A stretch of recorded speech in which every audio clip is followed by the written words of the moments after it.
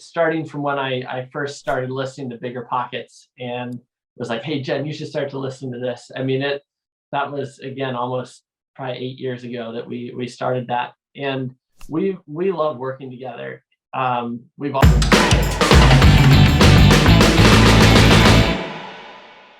How were you able to juggle 5 kids and take care of this investment journey? How do you manage that? Yeah, so I'll jump in here because I'm a huge proponent of block scheduling, and Thomas and I block schedule, and that starts early at 4:30 in the morning. We kind of have our morning, well, I do anyways, and kind of bring him into it. But and a lot of our real estate, actually, this is probably our biggest challenge, but it happens early in the morning before the kids get up, and then after they go to bed at night. And so sometimes we're kind of like, hey, you guys want to network at 9 o'clock at night? We can't get a whole lot of interest in that, but that's okay, but a lot of it happens just when the kids are asleep. And I do feel like we have an infant again in terms of how much sleep we're getting, because we're tired a lot of the time, but we're willing to put in the time to accomplish some of our goals. So and may I ask how old your kids are? So our oldest is 15 and our youngest is 7. So they're all about 2 years apart. And I work full time in the ag industry. And so both we treat it, Jen is full-time homeschooling and working with the kids. I'm full-time with my day job in agriculture. And so we really do, I think we're a good story of how you can do this multifamily investing with a W-2, with full-time work, and you can be very successful and even scale to large multifamily assets while working a full-time job. So that's one of the things that we're excited about. Yeah. So you mentioned that you read Michael Blank's the famous yellow book, right? The Financial Freedom with Real Estate Investing. Are there any other, avenues with Michael Blank that you joined in? Did you ever attend his deal maker mastermind? Are you familiar with his analyzer, or was that, this golden book was enough just to get it started and you ran with it? We're actually probably Michael Blank's biggest fans. So we read the book. Yeah. So we read the book, and then I actually I do love spreadsheets and the numbers, and that's one of the things I really focus on. I've tried a few other spreadsheets and templates for underwriting, and then I found the SDA, and that was just a game changer. So we signed up for the SDA and started to underwrite properties with that. So at that point in our journey, we were realizing that what we really needed, especially having this on the side of all this other work we had going on, we really needed structure to hold us accountable to be able to meet the goals that we had. And that's when we decided to sign up for the mentorship, because we knew that if we put the money into the mentorship program, that would elevate the intensity by which we were going to go after making this happen. So in the evenings when it was hard to underwrite, it was hard to set the time aside when we were tired and the other things going on, signing up for the mentorship actually gave us that accountability to ensure that we were going to put the time into making this happen. So we did. So once we signed up for the mentorship, we've been a part of the mastermind, the mentorship program, really engaged in the rest of the education that Michael Blank offers. And we've just found it incredibly successful and helpful for us. We did close on our first property this last summer, so it was about 8 or 9 months into our mentorship. We got 136 unit property closed, so that was way bigger than we ever imagined we could do, and that was largely due to all the resources and connections that we made through the program. So we highly recommend Michael Blank's program. We love his philosophy. We love how he incorporates his family into his business. His faith journey is aligned with our faith journey in terms of pursuing this as Christians and wanting to really make a difference beyond just the real estate investing. So for all those reasons, we really like his platform. Yep. So I'm glad you brought up your first property, because that was my next question. It's a great segue in. So tell me about, everybody says, your first deal one is the most difficult. It's so hard. However, the law of the first deal, right? The rest of them kind of come like clockwork. So tell our audience what that was like for you guys, with your first deal, the pros and the cons, and how has your life changed since then, now trying to go on to the next deal? I think, well, because under the Michael Blanc mentorship program, we were working one-on-one with a mentor, and that was so valuable and important because you're underwriting these really large numbers, and we were familiar with how rental properties worked and the numbers, and Thomas really goes after that well. But there's a lot of zeros behind the type of properties that we were underwriting, and so to have to work alongside a mentor, to have him oversee kind of what we were coming up with in terms of our underwriting and how we were processing things was just incredibly valuable. So that was huge, and I'm not sure. I don't think we would have put in some of those letters of intent to purchase a property without having the guidance of a mentor. Just because you're raising a lot of money and it's not your money, and so you have a fiduciary responsibility to know what you're doing and to make sure that the numbers are accurate, and so your projections are good projections, so, and based on facts and data. So that was very valuable. And so and yes, things have changed. We were reaching out to brokers consistently before, and now we're getting phone calls from brokers.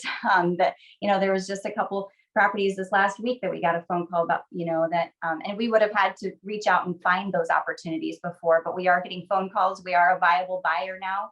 And so that's been kind of cool. It's been neat. So, but the mindset really did have to shift, that we can do this. We can do large properties. Partnering is huge. Thomas didn't mention, but we did partner with other syndicators that had more experience than us. That is key to doing larger deals if you're going to go that route. So, partnerships are huge. So networking, partnerships, and all of that that's looking the same. We're doing the same exact things that we were before, just continuing to do that, and now being seen in the industry as a viable buy, as people that can close. So that's huge. So I'm going to rewind really quick. You had mentioned how structure was so important, and I completely agree. So are there any tools that you would recommend that helped you guys with structure, whether when you're managing a family and you're managing, full-time jobs and you're syndicating and your partnership, what type of tools helped your success? Yeah, that's probably, we read a few years ago, what was the book? The Miracle Morning, yes. What was it? I should remember that. But we read Miracle Morning, and Miracle Morning, something that we've been working on for years, to develop a morning routine where we get up early and we're able to get quite a bit of work done before the normal day starts, before Jen starts getting ready for the school day, before I leave and go work at my W-2. So it's been incredibly helpful for us to carve that time out, and it's easier for us to get more work done in the morning than it is at night. A lot of times it just seems like it's harder to dive into underwriting it in the evening. Yeah, it really sets the trajectory of the day. And then actually something that I started at the beginning of 2020, I believe it was 2020, was we said that we would do small, consistent action each day. So something every single day towards working towards our larger goals, even our short-term goals and then long-term goals.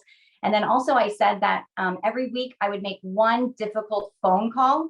And that was huge. That little thing was huge in just getting me over the hump of being uncomfortable, talking to people about things that were asking questions that I thought were silly questions. I'm always telling my kids there are no silly questions, you need to ask them. But then I needed to practice what I preach.